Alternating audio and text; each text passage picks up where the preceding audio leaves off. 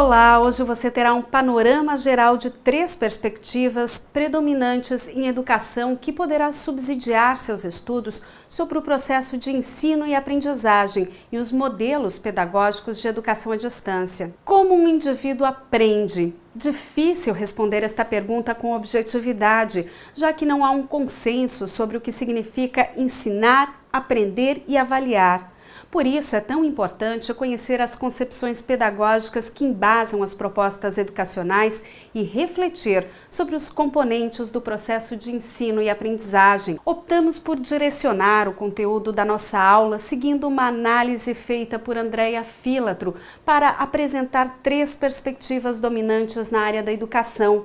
A associacionista, que considera a aprendizagem como mudança de comportamento, a cognitiva, que inclui as teorias construtivistas e socioconstrutivistas, que vê a aprendizagem com o alcance da compreensão, e a perspectiva situada, que entende a aprendizagem como prática social. A partir de um quadro elaborado por Filatro, que se baseou em Bentham, iremos apresentar para cada uma destas perspectivas um resumo da teoria, principais teóricos, implicações para a aprendizagem, para o ensino e para a avaliação, bem como exemplos de métodos, modelos e estratégias utilizados na prática educacional.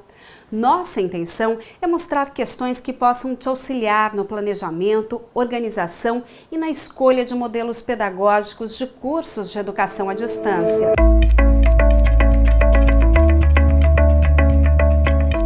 As teorias associacionistas apontam que as pessoas aprendem por associação, inicialmente por meio de condicionamento estímulo-resposta simples, posteriormente através da capacidade de associar conceitos em cadeia de raciocínio ou de associar passos em uma cadeia de atividades para construir uma habilidade complexa. As teorias associacionistas não estão preocupadas em como os conceitos ou habilidades estão representados internamente, mas em como eles se manifestam em comportamentos externos.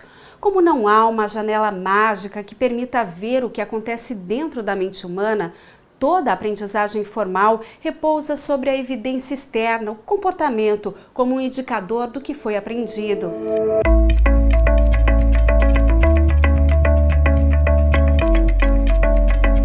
Considerando as implicações para a aprendizagem na perspectiva associacionista, é preciso pensar em rotinas de atividades organizadas, progressão através de componentes conceituais e de habilidades, objetivos e feedbacks claros. As implicações desta perspectiva para o ensino são a análise de unidades componentes, sequências progressivas de componentes para conceitos ou habilidades complexas, abordagem instrucional clara para cada unidade e objetivos altamente focados. Aqui, o ideal é que a avaliação trabalhe com a reprodução acurada de conhecimentos ou habilidades, desempenho de partes ou componentes, critérios claros, feedback imediato. Nesta perspectiva, a instrução deve ser guiada, recomenda-se exercício e prática, alinhamento de objetivos, estratégias instrucionais e métodos de avaliação.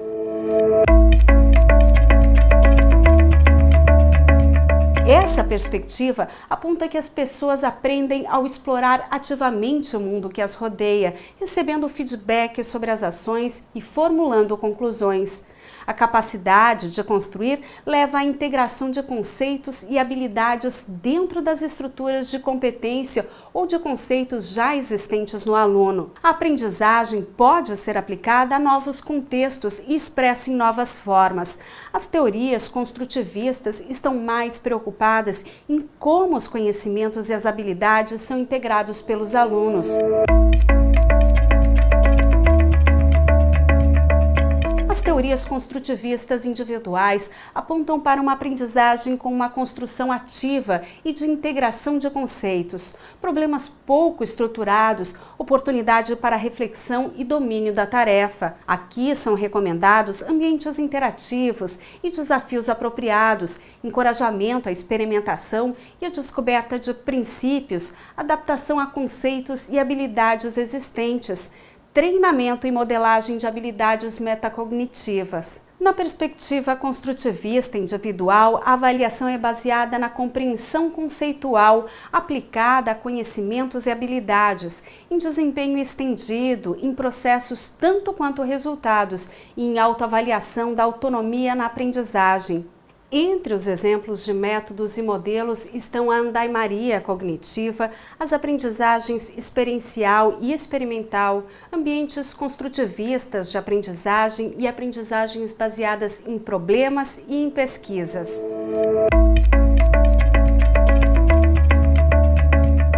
Os colegas de estudo e os professores desempenham um papel fundamental no desenvolvimento ao participarem de um diálogo com o aluno, ao desenvolverem uma compreensão compartilhada da tarefa e ao fazerem feedback das tarefas e das representações do aluno. As teorias socioconstrutivistas estão preocupadas em como os conceitos e habilidades emergentes são suportadas por outros, possibilitando que os alunos cheguem além do que seriam capazes individualmente. A atenção está voltada aos papéis dos alunos em atividades colaborativas, assim como a natureza das tarefas que eles desempenham.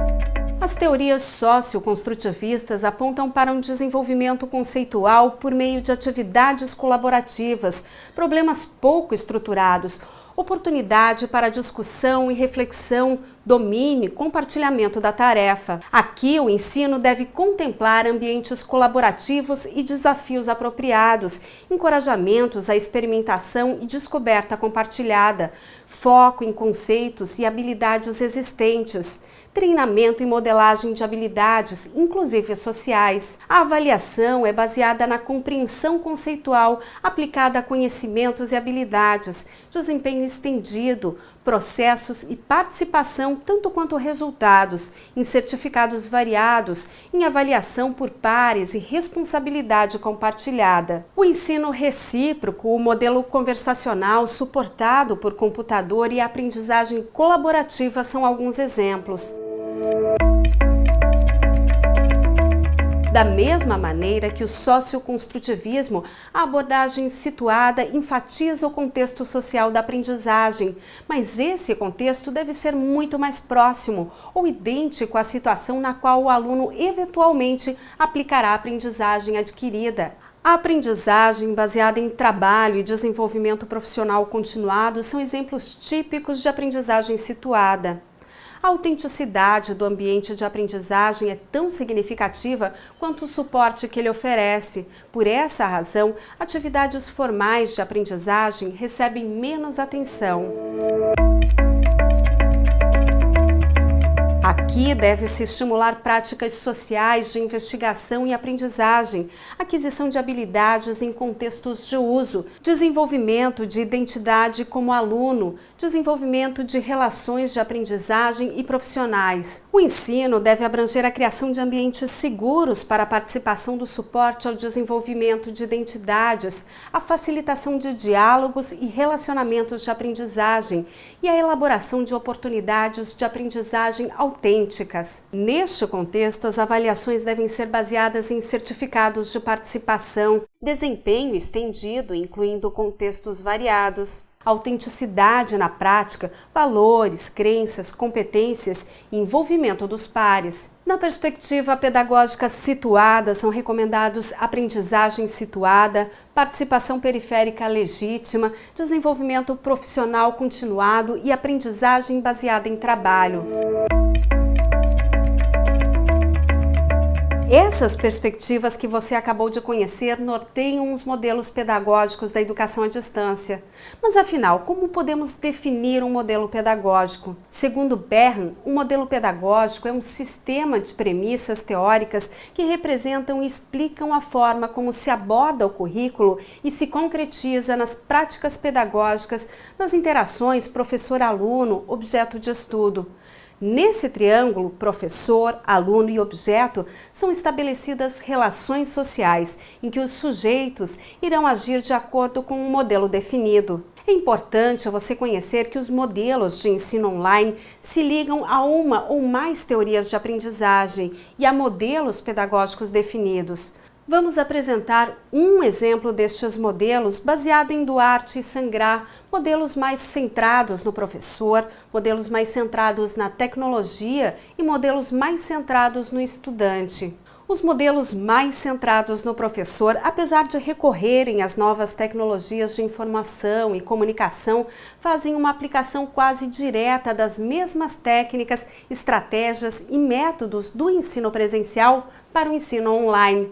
A diferença é a presença do professor, que passa a ser virtual, porém com as mesmas estratégias de ensino. Nos modelos mais centrados na tecnologia, tanto o professor quanto o estudante são considerados secundários, pois a tecnologia é que desempenha o papel de transmissora do conhecimento. O professor é um fornecedor de conteúdo, mas sua responsabilidade acaba quando estes textos são inseridos no instrumento tecnológico escolhido. Por seu lado, o aluno é receptor de conhecimento ou usuário do sistema. Já os modelos mais centrados no estudante procuram seguir a tendência contemporânea em educação, em que o estudante tem maior participação no processo de aprendizagem.